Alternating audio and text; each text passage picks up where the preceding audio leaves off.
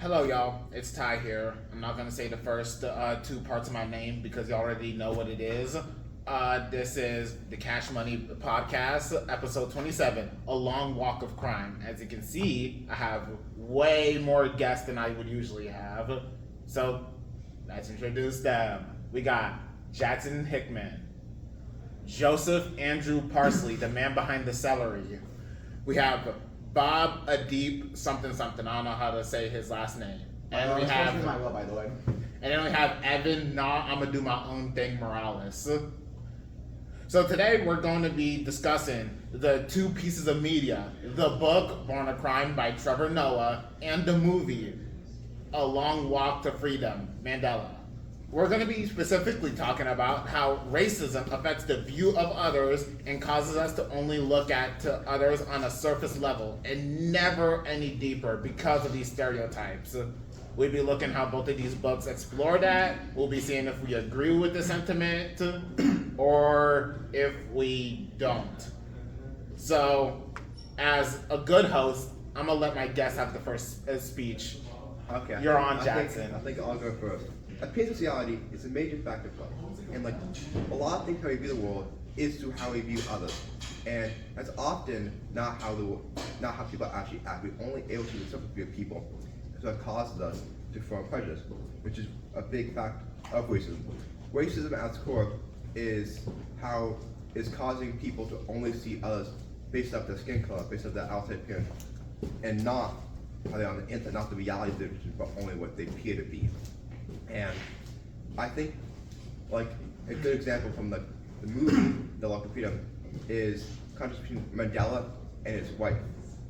You see, Mandela has learned the reality that you can't win through violence, and that he has to use calm. While his wife can only see, like, due to the trauma that she faced, can only see the surface reality. Those true what's the violence because of the racism of the system. And the racism of the system not only does through racism to others affected, but also people who are affected by racism. That causes them to kind of almost think like the people who are racist because they're so dominant, you kind of impose the world on others. Yeah. Well, and you improve in a really important point here, Jack. I also heard you mention how people show prejudice to other people, but then if they do prejudice against others, you're forced to adapt to it. Even if you have your own point of view or your life decision, you're facing the other person's perspective. Their internet has a view on you, and as such, you must adjust yourself to their views. As such, even if you want to be thoughtful of their view, you have to first change the other person's mind, which many cases than not is very unlikely, and even takes 100 to even 1,000,000 years to control a general sentiment of people. Even with people are usually stuck to their own mindset because we, as human beings, that believe our decision is inherently right. While I do think that the value of thinking about other perspective is truly humble and kind, the reality is that the other person on the other side is not thinking the same way as you are. Inherently, you believe that your point of view at a certain extent is correct. And as such, you are mentally judging by your abdominal core, where it's more about your emotion and your feelings, because we as humans are inherently more emotional creatures. And as such, we cannot simply assume that we can be logical at all times, at all points. Yeah, I want to add on to Bob's point, because especially in the book, when Trevor Noah was going around with his DJ set in Hitler, when he visited the Jewish school, he didn't, after he offended them and the assembly, he didn't stop to think about why they would feel this way. He himself got offended that he thought they weren't cool. Like, especially with these clashing cultures, like you said, humans definitely are creatures of emotion, and they tend to deal with what, like Jackson said, their beliefs more than others. They didn't take time to stop and think about, why am I offending these people? Nah, I like my dance setup, I'm just gonna dip. I also agree with Jackson. In the Trevor Noah Born a Crime chapter, Colorblind, when Teddy was arrested and they were looking for the second perpetrator, Yeah. close enough. They were looking for Trevor Noah, and the camera showed him as white. They thought it was a white guy, except it looked like Trevor Noah. They didn't care that it looked like Trevor Noah, but they cared looking for a white person instead, because they looked at the said color. Yeah, they didn't see, like, if they actually looked hard enough, they would realize they Trevor Noah, but they only saw so detail of him, of the whiteness, so they couldn't look past into the reality. They only look at the part of the appearance, the most, like the outside, like not the truth, like the most basic thing. which is the color. You know.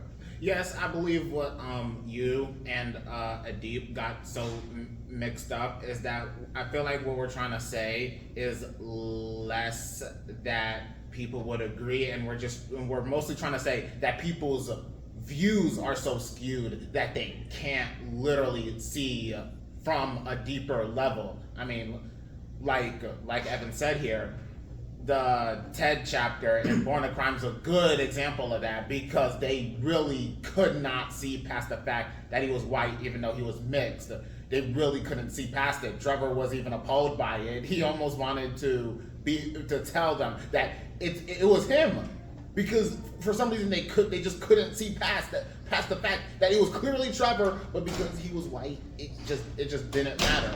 I feel like another point to also be made is that I forgot. Okay, so yeah, I think I want to give another example. I think that's a good one to look is how Turner talks about code switching, and how goes up to somebody and they only see him what's outside, but they see him as mixed, they see him as not one of them. But when he speaks a language that causes people, since he connects them on a deeper level, just appearance, they will use that deep connection of language. You're talking about when he was gonna get mugged, right? Yeah, I'm just talking about the general example of him code switching in the book, like throughout the whole book. Like don't at school too. In the jail. In the When he was jail. arrested. Oh yeah, in for the jail. stealing That's a the great car. example. Yeah, because he uses that in order to have people look past the basic level of appearance, look at more of the reality that's more similar than not, and they're able to push past that waste and the fact that causes people to especially South Africa, which has been due to the apartheid, revolved so much around waste that it caused everyone to view each other as service values and not look past that, you know. All right, guys, we've been talking a lot about Trevor Noah, and I love that. That's really good. But I feel like we gotta give some love to Mandela. Evan, would you like to touch upon that? So a good example from that movie is when, during the court scene in the first few parts of the movie, they did not listen to Nelson Mandela just because they used his voice as an excuse, but it's just they didn't listen to him because of his skin color. And then we also have to take into consideration as well is that in this whole time it's been established that he needs to be a man, and often he would go through his social norm of acting a politician, would be against his culture. But it also showcases that he is different, that each person is a different individual. But it also shows that marriage, that even if you have your own values, you can still share some of the previous values. For example, in the one scene where his first wife, he beats her because he still sees that his view is right and that she must listen to him. Because his culture is still indebted to him that men's are on top and the females are subject to the men's. Later on in the book, he even commits a terrorist attack of his own because he felt like nothing was changing. But over time, over the ages, he learned that violence is not the answer. Yes, he's still mad. He even says that he will not forgive him. But he learned there's always a better solution. So this is similar to in the movie in the end of the movie when Nelson Mandela said to instead choose forgiveness instead of violence. Okay, it seems like we've come to a pretty good conclusion. These two are wrong. We're of course right. But y'all can decide that by looking at the bit.ly that's going to be flashing on the screen. That's bit.ly/Cah Money Ty in all caps. That's the end of the podcast. Go get a job.